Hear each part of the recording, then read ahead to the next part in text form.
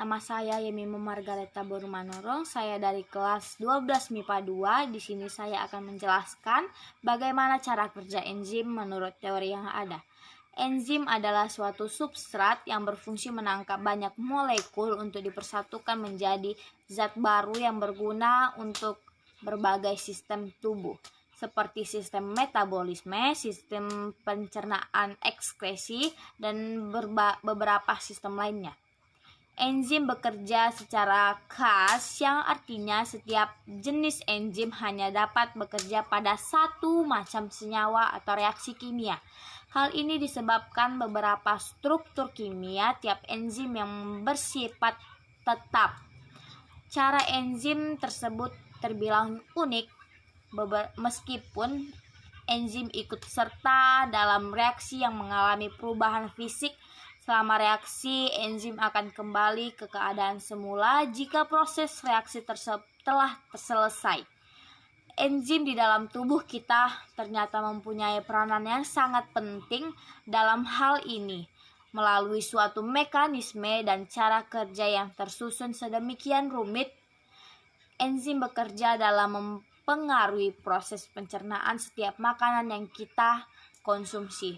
Nah, dari sini kita ketahui tanpa adanya enzim-enzim tersebut, makanan yang kita cerna dalam waktu yang lama sehingga biosat diserap sarinya dan digunakan untuk menopang metabolisme tubuh. Yang kita dapat mengetahui bagaimana cara kerja enzim, bagaimana kerja fungsi enzim ini dengan cara mengetahui teori log plus K atau teori log NK dan teori inductive. Nah, dua teori itu, yang pertama menurut teori log plus K, cara kerja enzim mirip bersama mekanisme kerja kunci dan gembok. Enzim diibaratkan sebagai kunci dan mempunyai segi aktif, namun substrat diibaratkan sebagai gembok. Substrat memasuki segi aktif berasal dari enzim, seperti halnya kunci memasuki gembok. Substrat selanjutnya sesudah itu diubah menjadi produk tertentu. Produk inilah yang sesudah itu dilepas berasal dari segi aktif enzim untuk sesudah itu enzim siap menerima substrat baru. Nah, menurut teori inductive, berdasarkan teori ini, enzim diibaratkan sanggup melakukan penyesuaian wujud untuk diberikan bersama suatu substrat. Hal ini bertujuan untuk menambah keserasian bersama substrat dan membuat ikatan pada enzim dan substrat menjadi lebih reaktif. Molekul enzim mempunyai segi aktif, tempat menempelnya substrat, sehingga terbentuklah molekul kompleks enzim substrat. Pengikat substrat menginduksi penyesuaian terhadap enzim sehingga menambah keserasian pada keduanya dan mendorong molekul kompleks enzim substrat ada dalam kondisi yang lebih reaktif. Saat substrat masuk ke dalam segi aktif enzim, wujud segi aktif bakal termodifikasi melingkupinya dan membentuk kompleks.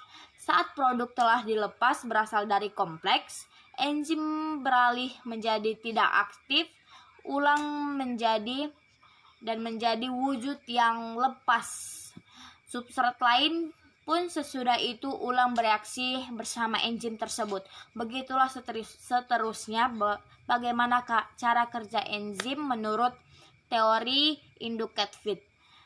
Sekian dari saya, terima kasih.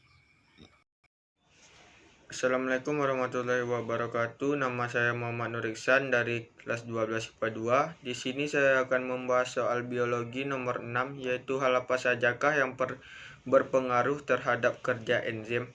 Ada sejumlah faktor yang bisa mempengaruhi aktivitas enzim di dalam tubuh kita. Di antaranya suhu, derajat keasaman pH, konsentrasi substrat, konsentrasi enzim, aktivator, dan inhibitor.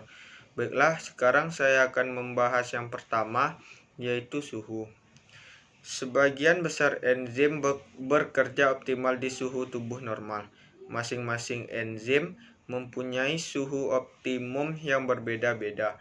Pada umumnya, enzim bekerja optimum pada suhu 400 Celcius. Apabila suhu di lingkungan enzim sedikit menurun, maka efektivitas enzim cenderung akan melambat. Kondisi ini terjadi karena energi kinetik yang rendah sehingga mereka bergerak lambat dan tidak sering bertabrakan. Sedangkan jika suhu di lingkungan enzim terlalu tinggi, maka enzim beresiko mengalami denaturasi, yaitu perubahan struktur kimia enzim yang mengakibatkan enzim rusak dan tidak dapat menjalankan fungsinya. Sisi aktif tidak akan lagi mengikat ke substrat, maka tidak akan ada reaksi yang terjadi. Yang kedua yaitu derajat keasaman pH. Seperti halnya suhu, enzim akan bekerja optimum pada kondisi pH tertentu. Pada umumnya, pH optimum enzim berkisar antara 6-8. Namun, terdapat beberapa pengecualian. Sebagai contoh, enzim pepsin bekerja optimum pada pH 2 di lambung untuk memecah protein menjadi pepton. Selanjutnya yaitu konsentrasi substrat. Laju suatu reaksi enzim akan meningkatkan seiring dengan penurunan konsentrasi substrat. Ketika konsentrasi substrat semakin banyak, kerja enzim akan menurun, sehingga dibutuhkan penambahan enzim untuk mengatasinya. Selanjutnya konsentrasi enzim. Konsentrasi enzim dengan laju reaksi enzim berbanding lurus. Artinya, laju reaksi enzim akan bertambah secara konstan seiring dengan adanya penambahan konsentrasi enzim. Selanjutnya yaitu aktivator. Zat pengaktif seperti bahan kimia tertentu mampu meningkatkan kerja enzim. Contohnya logam alkali tanah, Co, Mg, Mn, dan Cl.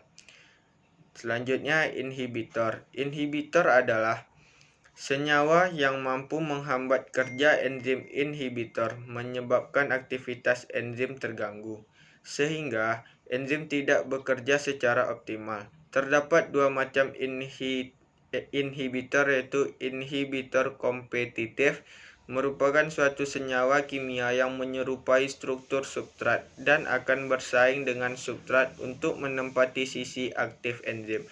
Apabila sisi aktif enzim sudah ditempati oleh inhibitor kompetitif dari substrat, maka substrat tidak dapat berikatan dengan sisi aktif enzim. Yang kedua, inhibitor non-kompetitif adalah suatu senyawa kimia yang menghambat kerja enzim dengan cara melekat pada bagian selain sisi aktif enzim, yaitu sisi alosterik. Pengikatan tersebut menyebabkan terjadinya perubahan sisi aktif enzim, akibatnya substrat tidak dapat berkaitan dengan sisi aktif enzim. Sekian video dari saya. Apabila ada kesalahan saya mohon maaf. Assalamualaikum warahmatullahi wabarakatuh.